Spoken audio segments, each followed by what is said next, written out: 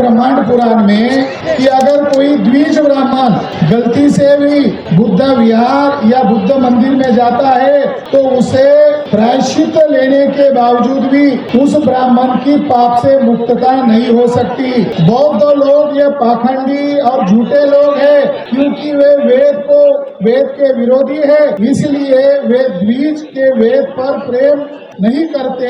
ब्राह्मणों ने बौद्धों की तरफ देखना भी नहीं चाहिए। जाने या अनजाने में भी ब्राह्मण अगर किसी बुद्ध विहार में जाता है तो उसे उनके इस पाप से कभी भी मुक्तता मिलने वाली नहीं है। ऐसा महंत ब्राह्मण को कोर्ट में पढ़ने को दिया तो महंत ब्राह्मण चुप हो गए। वो ब्राह्मण दावा कर रहे थे बिहार पर हमारा अधिकार है, तो ब्रिटिश कोर्ट ने ब्रह्मा पुराण पढ़ने को दिया, तब ब्राह्मण चुप हो गए। तो साथियों, उस समय ब्राह्मण चुप हो गया और ब्राह्मणों का आज भी कब्जा है। हमारा विरोध किस लिए? हमारा विरोध ये अधिनियम ही गलत है। ये जो 1949 का जो एक्ट बनाया गया है, ये एक्ट पंडित जवाहरलाल नेहरू के द्वारा बनाया गया एक्ट है।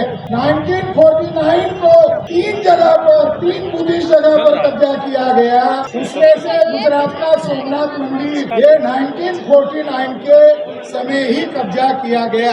नरेंद्र मोदी के द्वारा सोमनाथ मंदिर के अंदर क्या है इसका जीपीआर सर्वे किया गया तो उसके अंदर 3 मंजिला बुद्ध विहार मिला है। अभी भी नरेंद्र मोदी सोमनाथ मंदिर को छोड़ नहीं रहे हैं। 1949 को बाबरी मस्जिद के अंदर मूर्ति रखवाई गई। नेहरू और उस समय के ब्राह्मण जानते थे ये साकेत है। और 1949 को ही महाबोधि महाविहार का एक्ट बनाया गया।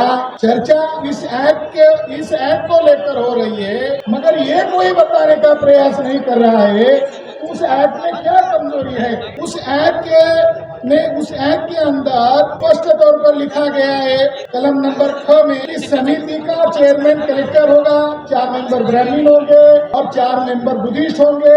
बहुमत ब्राह्मणों का रहेगा। शब्द प्रयोग ब्राह्मण ने किया, हिंदू किया। दूसरा उन्होंने इस एक्ट में लिखा हुआ है कि ये शैवों की भी भूमि है। इस एक्ट में जोर जबरदस्ती से शैव ब्राह्मणों का अधिकार जताने का प्रयास किया गया है। और क्लॉज नंबर 11 में ये स्पष्ट लिखा हुआ है इस अधिनियम में या इसके अंतर्गत बनाए गए नियमों के निहित किसी भी बिंदु के होते हुए भी प्रत्येक पक्ष के हिंदुओं और बौद्धों को पूजा अर्चना और पिंडदान के लिए मंदिर और मंदिर भूमि में जाने की छूट होगी। खुले तौर पर इस पर ब्राह्मणों का भी नियंत्रण रहेगा, ये कहा गया है। और इस एक्ट के अंतर्गत राज्य सरकार को होल अथॉरिटी दी गई है। सन 2018 में सिलीगुड़ी के मिस्टर वांगडी जी ने मुझे संपर्क किया। वो बड़े बुद्धिस्ट व्यक्ति थे, उनका लॉकडाउन में निधन हुआ।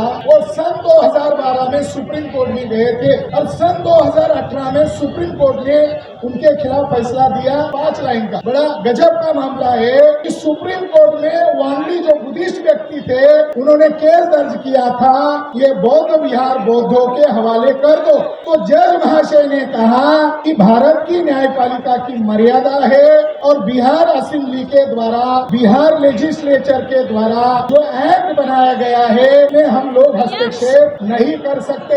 ये बात खुली तौर पर समझ लीजिए कि भारत की न्यायपालिका बचना चाहती है। अगर ये एक्ट रद्द करना है तो बिहार के असेंबली में घुसना होगा। ये एक्ट अगर बदलना है तो बिहार के असेंबली पर कब्जा करना होगा या फिर देशव्यापी मास मूवमेंट खड़ी करनी होगी।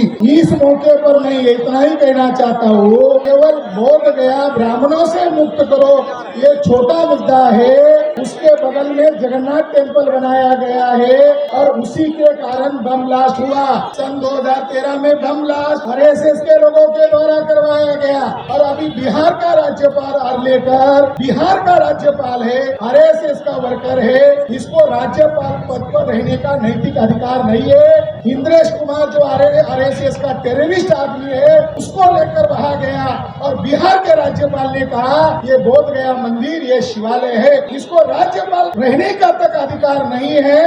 और महंत की कोठी के अंदर सैकड़ों बुद्ध की मूर्तियां है, अशोक के अभिलेख है। तो साथियों, केवल पंडितों को हटाने का मामला नहीं है कि आसपास के संपूर्ण परिसर पर ब्राह्मणों ने नाजायज कब्जा करवाया है। नवंबर महीने में हम बिहार के गांव-गांव से लोगों को इकट्ठा करके 2 लाख लोगों का मोर्चा महंत के कोठी पर लेकर जाने वाले हैं। कानूनी लड़ाई लड़ना है वो भी लड़ो, असेंबली में पावर दिखाना है वो भी लड़ो, मगर महंत को उस पर रहने का नैतिक अधिकार नहीं है।